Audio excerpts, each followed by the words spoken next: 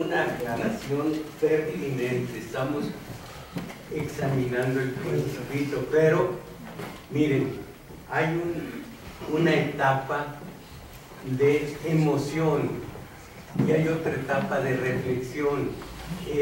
Cuando el Principito ya llegue a la tierra, así como la despedida de su flor fue muy hermosa, fue emotiva, así cuando llegue a la tierra va a comenzar teniendo una serie de peripecias, a cual más de triste, de emotiva, de hermosa, de tierna, pero antes visitó 6 asteroides.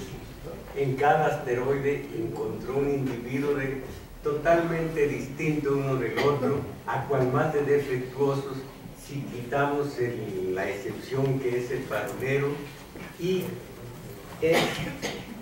a base de estos individuos, su forma de ser, vamos a vernos nosotros, porque en el fondo tenemos las mismas limitaciones, los mismos defectos, las mismas formas de ser de todos ellos. El megalómano, en primer lugar, vanidoso, el vanidoso, también. Si hacemos un ejercicio de autocrítica, yo soy megalómano, pero oculto todo con una dosis de humildad, pero soy grande. Bueno, entonces el megalómano, el vanidoso, el borracho, el cartógrafo, digamos así, el comerciante y algunos más que no recuerdo. De todos los defectos de cada uno podemos nosotros achacarlos a nosotros mismos, y eso nos servirá mucho para conocernos a nosotros mismos. Aquí es necesario repetir lo que ya se ha dicho antes, aquí mismo, de que en el frontispicio del oráculo de Delfos estaba el letrero aquel: conócete a ti mismo. Más abajo un grafito, pero eso ya es otra cuestión, Zeus y yo y cosas de eso. Entonces, conócete a ti mismo. Y que toma Sócrates de Divisa algo que encontró muy interesante, ejemplificante: conócete a ti mismo, y comienza él y seguirlo, y lo intenta con los demás. Ese ejercicio, mayéutica, ¿alguien conoce la palabra mayéutica? La mayéutica, perdón, entiendo que Sócrates la tomó de su madre Fenareta, que era partera, y ella daba a luz a las mujeres, y él intentaba dar luz a los espíritus. La mayéutica es llegar a la razón por medio de preguntas y respuestas. A base de preguntas y respuestas, llegar a acorralar, digamos así, al adversario en materia de polémica, con una forma contundente. Así que, ¿es de día ahorita o es de noche? No, pues es de día. Bueno, y si es de día, y así está, así, hasta que vence al contrario, mayéutica. Pero entonces, este hombre intentó, a base de este ejercicio, conocerse y conocer a los demás, y que los demás se conocieran. Vamos a ver en el ejercicio de la reflexión lo que ocurre con cada uno de los habitantes de su asteroide, de su respectivo asteroide. Y comenzamos con el primero que visita el Principito, para encontrar una ocupación y para darle sentido a su vida, según se infiere por lo que dijo aquí. No estoy muy seguro de si primero leer todo y luego extraer la simbología, o una página y luego comentarla. Miren, capítulo 10. El Principito se encontraba en la región de los asteroides que eran el 325 al 330. Entonces comenzó a visitarlos para buscar una ocupación Y para instruirse, esto es importante, con el solo hecho de contrastarse con los demás, era verse en un espejo y salir enriquecido. Ya cuando abandonó al último de los ocupantes de un asteroide, ya no era el mismo, ya conocía más de sí mismo y de los demás. Siempre tiene una reflexión: caramba, con los adultos, ¿quién los entiende? Porque todos son dogmáticos, todos son prejuicientos, todos son intolerantes, todos tienen ideas fijas. Entonces, dice: ¿quién entiende a los adultos? Buscar una ocupación y para instruirse. El primero de los asteroides estaba habitado por un rey que, vestido de púrpura y armiño, estaba sentado en un trono muy sencillo pero majestuoso. «Ah, ahí tenemos a un súbdito», exclamó el rey cuando vio al Principito. El Principito se preguntó: ¿cómo puede conocerme si nunca me ha visto? Él no sabía, el Principito no sabía, que para los reyes el mundo está muy simplificado. Todos los hombres son súbditos. Y dice uno: pues ya la época de los reyes pasó, pero el símbolo allí queda. Nada más piensen ustedes, para todo industrial, para todo patrón, un obrero es un súbdito. Para todo ministro de culto, cada individuo es un prospecto para su grey. Así sea católico, sea evangélico, de la Santa Muerte, o eso que llaman cristiano. Caramba, qué gran cosa pudiera ser que uno se denominara cristiano con obra, aunque si se dice cristiano de obra, no comete la desmesura de llamarse cristiano. Entonces, ahí tenemos un súbdito. El Principito se preguntó: ¿cómo puede conocerme si nunca me ha visto? Él no sabía que para los reyes, para el poder, todos son súbditos. Ahora, hay una diferencia. Primero fueron esclavos, y Aristóteles decía: unos nacen para esclavos como otros para hombres libres. Terrible prestigio del tiempo es hija del tiempo esa reflexión. Entonces, primero eran esclavos, luego siervos, luego súbditos, y a estas alturas asalariados. Él no sabía que para los reyes el mundo estaba muy simplificado. Todos los hombres son súbditos. «Acércate para que te vea mejor», le dijo el rey, que estaba orgulloso de ser rey de alguien.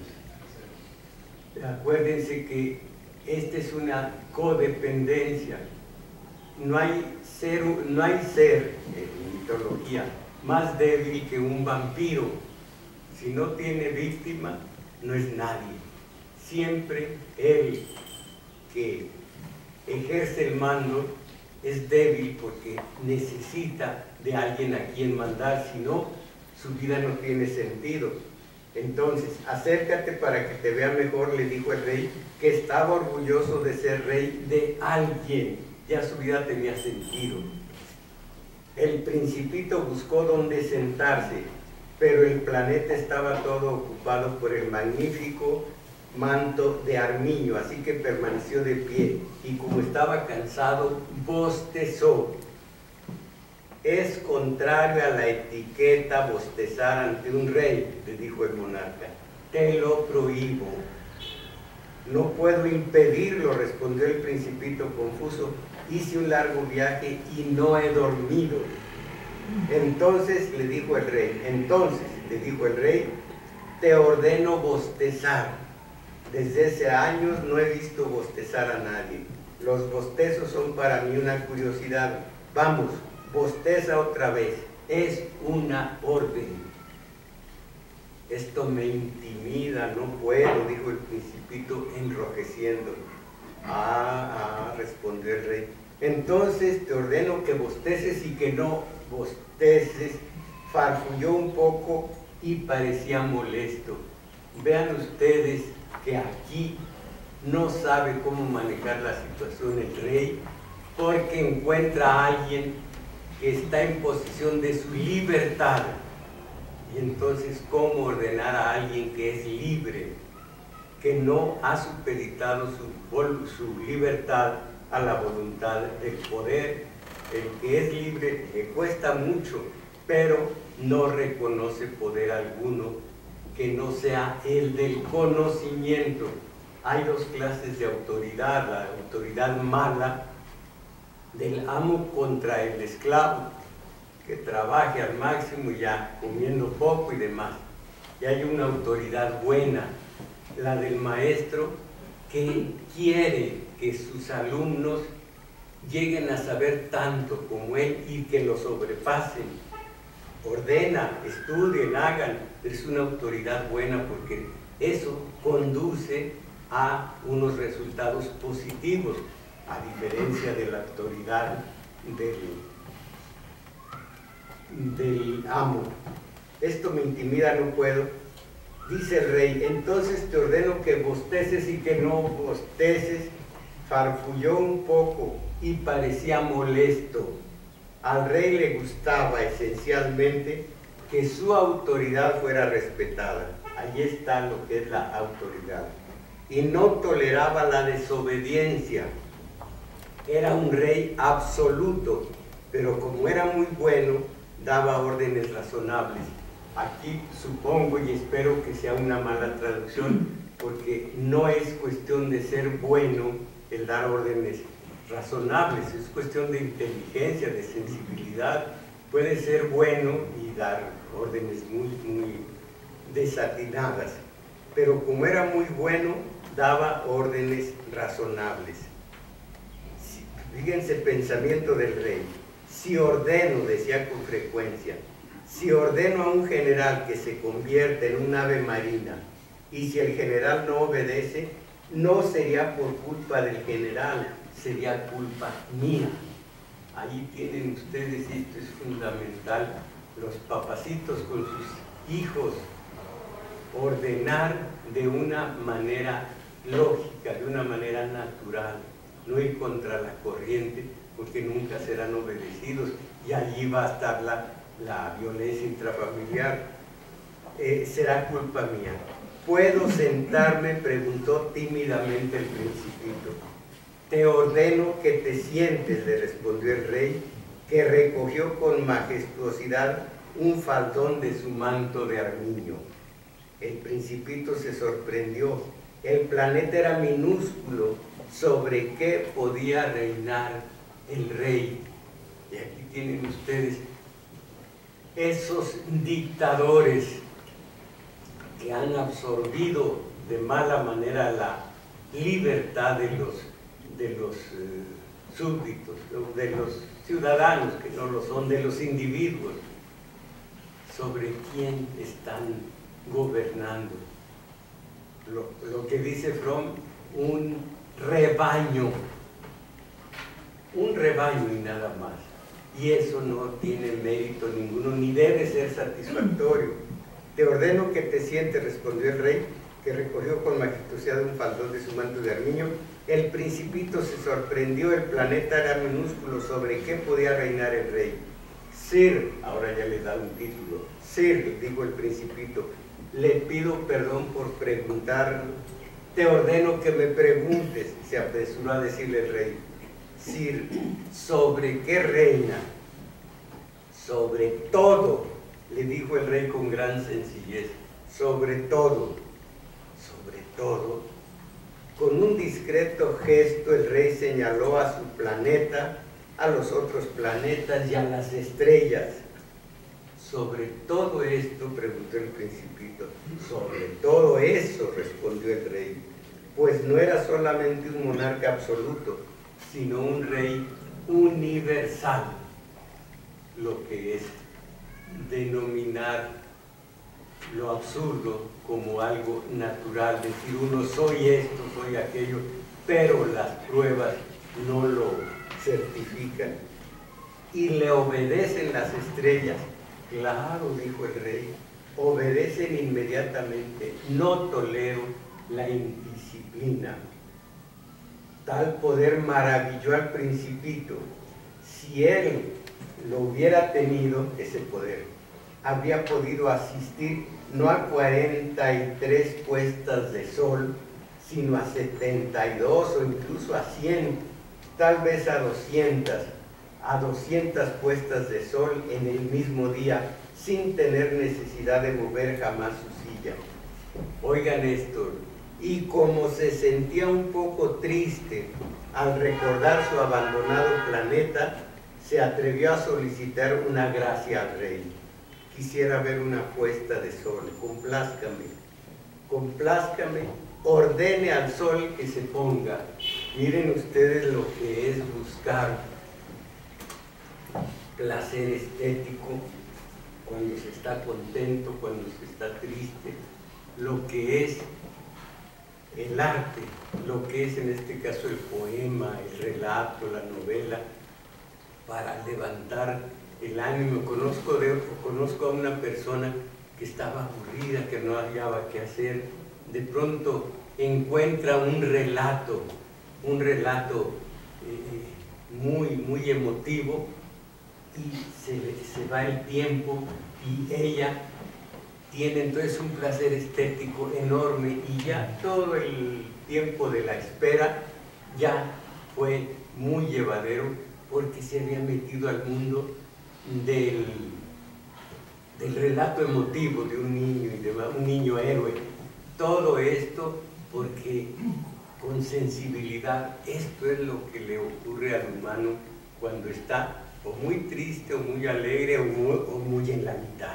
Siempre el arte, siempre la contemplación, en este caso la contemplación de la puesta de sol. Les dije la vez pasada, ¿verdad? Por si no lo oyeron, o si no lo dije, de cuando una puesta de sol, miren, y les hablé de que el pie de la cuesta es maravilloso, lo he visto muchas veces, una puesta de sol, unos monjes viendo aquel espectáculo, unos hermanitos, unos monjitos chiquitos viendo el espectáculo. Ya que se oculta el sol, gritan, el autor, y palmean y aplauden, el autor, porque fue una puesta en escena, fue una obra de teatro, fue una obra de arte, el autor, como si hubieran visto eso, una obra de arte. Entonces ahí está el placer estético, porque en este caso, porque estaba triste al recordar su abandonado planeta. No dice aquí lo que dejó en el abandonado planeta, una feroz flor que dijo, échenme al tigre, tenía 4 espinas, échenme al tigre, una hermosísima flor. Se atrevió a solicitar una gracia. Quisiera ver una puesta de sol, complázcame, ordene al sol que se ponga. Y va él. Si ordeno a un general que vuele de flor en flor como una mariposa, o que escriba una tragedia, o convertirse en ave marina, y si el general no ejecuta la orden, ¿quién caería en falta, él o yo? Miren, dentro de eso, qué razonable el monarca. Esto queda perfectamente bien para el patrón con sus empleados, el jefe de la oficina con los mismos, con los empleados, para el que tiene mando, que tenga el don de mando, y esto lo tiene el rey. Usted, ¿quién caería en falta, él o yo? Usted, dijo con seguridad el Principito. Oigan esto, exacto, a cada uno hay que exigirle lo que cada uno pueda dar. La autoridad reposa en primer lugar sobre la razón. Condenado rey, en este momento es grande. Fíjense, exacto, a cada uno hay que exigirle lo que cada uno pueda dar. La autoridad reposa en primer lugar sobre la razón. Y vuelvan a imaginarse lo que es la autoridad de un amo y lo que es la autoridad de un maestro. Si ordeno a tu... Mira, esto es también importantísimo. Si ordenas a tu pueblo que se eche al mar, hará una revolución. Esto, nosotros estamos en una paz absoluta, un orden social maravilloso, pero en otros pueblos donde les están arrebatando su petróleo, qué proyectada. En otros pueblos, imaginen ustedes, aquí tenemos garantizada la paz social porque pues somos felices y la voluntad popular es una peña. Bueno, la autoridad reposa en primer lugar sobre la razón. Si ordenas a tu pueblo que se eche al mar, hará una revolución. Yo tengo derecho a exigir obediencia porque mis órdenes son razonables. Perfecto. Y si uno ordena lo razonable, no le puede desobedecer nadie, y aquí lo vamos a ver. Dice el Principito: entonces mi puesta de sol, dijo el Principito que jamás olvidaba una pregunta una vez que la había hecho. Entonces mi puesta de sol, tendrás tu puesta de sol, yo la exigiré, pero esperaré, según mi ciencia de gobernar, a que las condiciones sean favorables. Ven aquí el poder, cómo destrozaron la luz y fuerza del centro. Un día en que el fútbol mexicano le ganó al fútbol de la reserva del Colegio de Ciegos, le ganó y todo mundo estaba endiosado con el fútbol, y esa noche vino la tragedia de luz y fuerza del centro. Y así saben cuándo y cómo ejercer este mal poder, porque es atrabiliario, va contra la Constitución y la gente ni cuenta se da. Tendrás tu puesta de sol, yo le exigiré, pero esperaré, según mi ciencia de gobernar, a que las condiciones sean favorables. ¿Y cuándo serán favorables?, preguntó el Principito. Le contestó el rey, que consultó enseguida un grueso calendario. Aquí pudiéramos decir que consultó la Carta Magna. Consultó un grueso calendario. Será hacia las 7 horas 40 minutos. Verás cómo soy obedecido. ¿Cierto? Le dijo, empieza a ocultarte, y el sol dice, sí señor, y comienza a ocultarse, pero primero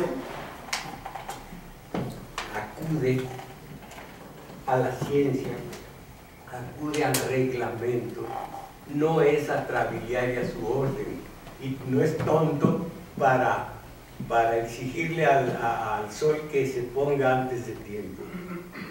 El Principito bostezó, lamentó la pérdida de su puesta de sol, y como empezaba a sentirse aburrido, le dijo al rey, ya no tengo nada que hacer aquí, me voy.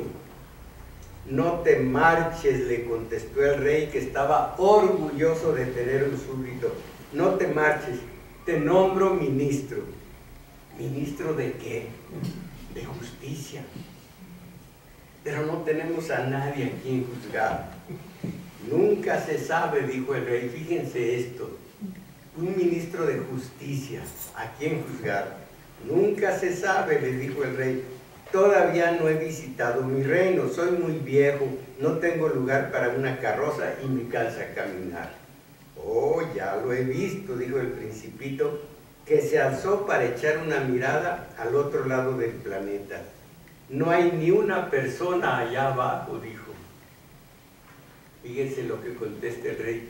Te juzgarás tú mismo, le contestó el rey. Es lo más difícil, es mucho más difícil juzgarse a uno mismo que juzgar a otro. Exactamente la racionalización. Uno, lo que Pablo dice de Pedro, habla más de Pablo que de Pedro, porque habló muy mal de Pedro, y al hablar mal de Pedro estaba mostrando sus propias pasiones, sus ruindades, sus envidias. Entonces dijo el rey, y aquí me pongo de pie. Y cuando yo digo PRI, con el Jerásimo dice, y aquí me pongo de puntitas, sí está parado. Entonces aquí me pongo de puntitas. Te juzgarás tú mismo, le contestó el rey. Es lo más difícil, es mucho más difícil juzgarse uno mismo que juzgar a otro. Si logras juzgarte bien, quiere decir que eres un verdadero sabio. Eres un humanista. Muchas cualidades si logra uno juzgarse bien. Pero aquí entra clarísimo ese ejercicio en el que yo insisto, el ejercicio de la autocrítica. ¿Ustedes creen que los maestros, los electricistas y demás se están juzgando bien, que tienen autocrítica? Como les digo, sentarse a decir, ¿qué me está pasando? Y en mi relación, en mi enfrentamiento con el poder, ¿cómo me está yendo? Y entonces con esa autocrítica tienen que decir, pues no he servido de nada lo que estamos aplicando, hay que cambiar, juzgarse a sí mismo. Pero estos no, les tienen soberbia, les falta esa humildad para decir, sí, no soy infalible, puedo estar errado. Ese trozo de humildad nos hace decir, ya que no soy infalible, voy a ver si estoy fallando o no, y si estoy fallando, ¿en qué? Y en qué puedo corregir esta situación para que lo que busco, mi meta, sea cumplida. Pero no a seguirle a lo mismo. Total, yo soy 132.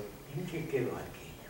Entonces, si logras juzgarte bien, quiere decir que eres un verdadero sabio, si tienes autocrítica.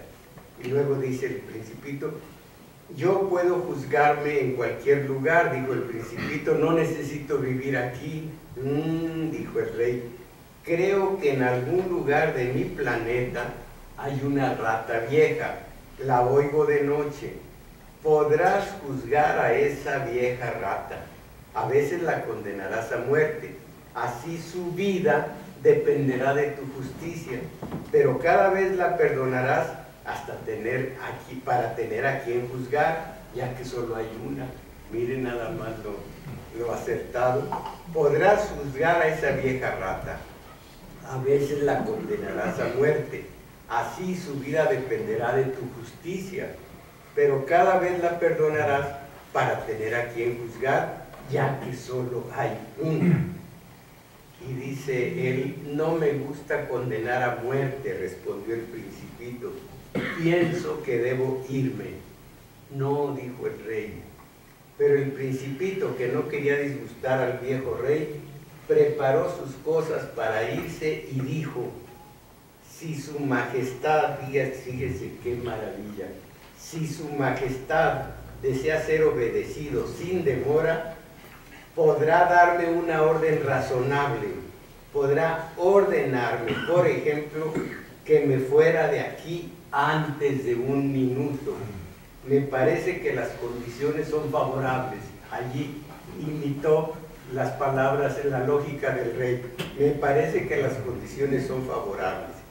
El rey no contestó y el Principito, después de dudar un poco, con un suspiro inició su partida.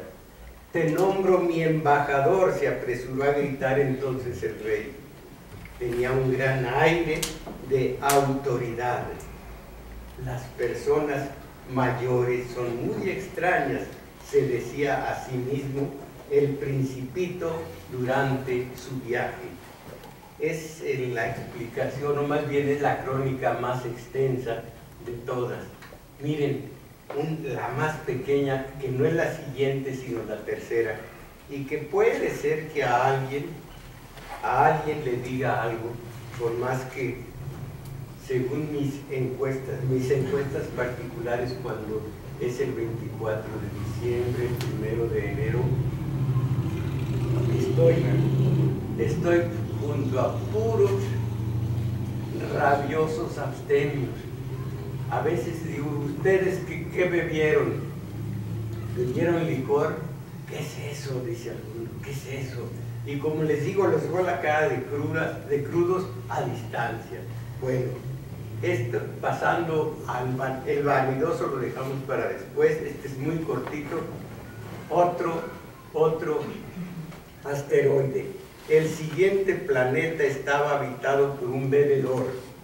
Esta visita fue muy corta, pero sumió al Principito en una gran melancolía, porque de veras que da mucha pinción, como decimos en el pueblo, tristeza, ver a un individuo así. ¿Qué haces allí?, le dijo el Principito al bebedor. Para empezar, le habla de tú. ¿Qué haces allí?, le dijo el Principito al bebedor, al que encontró en silencio ante una colección de botellas vacías y otra colección de botellas llenas. Bebo, le respondió el bebedor con aire lúgubre. ¿Para qué bebes?, le preguntó el Principito. Para olvidar. ¿Para olvidar qué?, inquirió el Principito, que empezaba a compadecerlo. Para olvidar mi vergüenza, confesó el bebedor bajando la cabeza. ¿Vergüenza de qué?, quiso informarse el Principito, que quería ayudarlo. Vergüenza de beber, concluyó el bebedor, que se sumió definitivamente en el silencio, y el Principito se alejó perplejo. Las personas mayores son decididamente muy extrañas, se decía a sí mismo durante el viaje. Bebedor al que le da mucha vergüenza, y para paliar esa vergüenza intolerable, bebe. Ay, esto es distinto. ¿Por qué bebes? Para olvidar. ¿Olvidar qué? Pues ya ni me acuerdo. Entonces, estos dos asteroides, estos dos especímenes, miren ustedes cuánta aplicación tiene el primero de ellos para ordenar con razón, con lógica, ordenar al sol que salga a tal hora. Ahí está el catálogo, debe salir, estamos en febrero, debe salir a tal hora, y obedece el sol, y obedece, en fin. Y acá, pues, un vicioso lo único que da al Principito es lástima, compasión. Y para finalizar, miren, un par de poemas de González Martínez, son poemas tradicionales, no son Vallejo, no son Sabines, son tradicionales. González Martínez es el que escribió el célebre soneto Tuércele el cuello al cisne. ¿Alguien conoce ese poema? Tuércele el cuello al cisne. Este hombre estaba harto de Rubén Darío y sus adláteres, que escribían poemas a Grecia, las princesas encantadas, el príncipe azul, los cisnes en los estanques. Ya estaba harto, decía, estoy en Iberoamérica, estoy en México, y escribió. No es muy bueno hablando desde el punto de vista de arte. Tuércele el cuello al cisne de engañoso plumaje, que surca el lago, ¿sabe qué? Él se luce nomás, pero no dicen nomás, pero no siente la profundidad de la vida. Imita al búho, que ese sí siente lo que es la existencia y tiene provecho en su pensamiento, y no el cisne, que es solo apariencia. Esto es en síntesis el poema, y ese fue un leñazo bárbaro para los de la revista Azul, los modernistas, La princesa está triste. ¿Qué tendrá la princesa? Princesas en Nicaragua. La única princesa es Rosario. Rosario, ¿cómo se apellida? ¿Saben? Famosa Rosario, la esposa de Daniel. ¿Saben quién es Daniel? Ortega. Y Rosario, su esposa, que anda queriendo suceder a Daniel Ortega en la presidencia de Nicaragua. Bueno, pues ahí, qué princesitas y todo lo demás, pero fuera de aquello que a mí no se me hace la gran cosa, aunque tiene mucho sentido, es un poeta de mucha sensibilidad. Miren, por ejemplo, el verso único. Tú vas por el camino y huellas una alfombra de flores y hojas frescas, de espinas y laurel, y piensas que tu canto se irá como una sombra, y tú como una sombra te perderás en él. Presumes que no vale cantar si solo vibra la estrofa con el grito de tu íntima emoción, y es vano en cada verso dejar fibra por fibra el alma si tú solo escuchas la canción. ¿Quién sabe si en el tiempo se aclarará el sentido impenetrable al mundo? ¿Quién sabe si a tu afán se aguzará más tarde el innato oído y los esquivos ojos a ti se volverán? Si tornará el que ahora transita indiferente, cabe el raudal de lloro que vuelca tu inquietud. Un día se descubre la milagrosa fuente y la ignorada linfa revela su virtud. No, este es muy cerca de Darío, al que criticó. Mejor a ver este. Alguien o algo se ha ido. ¿Por qué si no perdura en mi conciencia esta insondable vaguedad de ausencia y este pavor de olvido? Yo tengo para mí que alguien se ha ido, tal vez aquella noche ya lejana de mi primer dolor, cuando una arruga dejó en mi frente su señal temprana, en invisible y misteriosa fuga, huyó lo que perdí por la ventana. Nunca podré saber cuándo ni dónde se fue, ni que se fue del lado mío.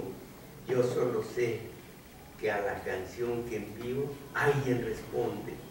Desorientado ser, acaso en una noche imprevista volverá a su centro, y el ansia de esperar que llevo dentro atisba en los vestigios de la luna el fantástico signo del encuentro. No tiembles, no vaciles, porque el desdén humano es ciego a tus visiones y sordo a tu dolor. Tú siembra tu esperanza como quien siembra un grano. Los soles y las lluvias dan fin a la labor. Y esto cortito. Solo 3 cosas tenía para su viaje el Romero. Los ojos abiertos, piensen en el Principito. Solo 3 cosas tenía para su viaje el Romero. Los ojos abiertos a la lejanía, atento el oído y el paso ligero. Cuando la noche ponía sus sombras en el sendero, él miraba cosas que nadie veía, y en su lejanía brotaba un lucero de la soledad que huía bajo el silencio agorero. Qué canción tan honda la canción que oía y que repetía temblando el viajero. En la noche y en el día, por el llano y el otero, aquel caminante no se detenía, al aire la frente y el ánimo entero como el primer día, porque 3 cosas tenía para su viaje el Romero: los ojos abiertos a la lejanía, atento el oído y el paso ligero. Me parece que de alguna manera es el tránsito del Principito, se va de asteroide en asteroide hasta degenerar en ese asteroide inhumano que es el de los humanos. Eso sí ya va a empezar a ser pura emoción. Vamos a encontrar las flores, 5000, vamos a encontrar al zorro, vamos a encontrar la chífora, la que pero se dice el príncipe, pero es tan delgadita, pareces un dedo índice, delgadita, pero yo soy la que resuelve todos los enigmas y la que lleva más lejos a cualquiera, la serpiente. Y así vamos a ir viendo el pozo de aguas vivas, la ternura del diálogo, de la relación entre el piloto y el propio Principito. Ya será pura emoción. En la próxima veremos algo más de los especímenes, quedan 3 o 4,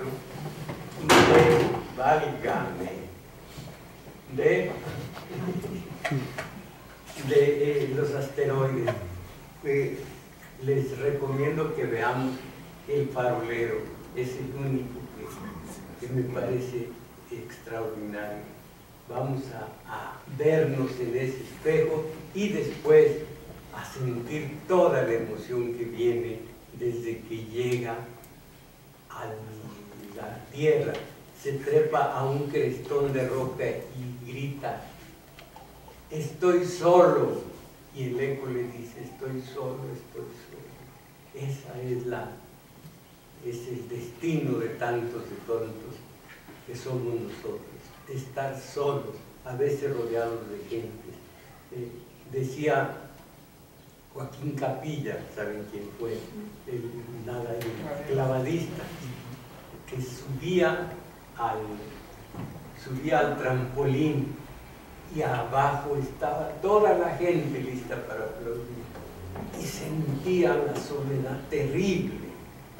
Pobre infeliz, yo lo vi ya casi muerto, ya a los cuantos meses se murió. Vivía aquí cerca en Plateros, en la parte más humilde de Plateros, porque también hay una parte más cara, con una mujer, él que había sido el marido de Elvira Quintana, se llamaba Castillo, Elvira Castillo, la nadadora, preciosa mujer.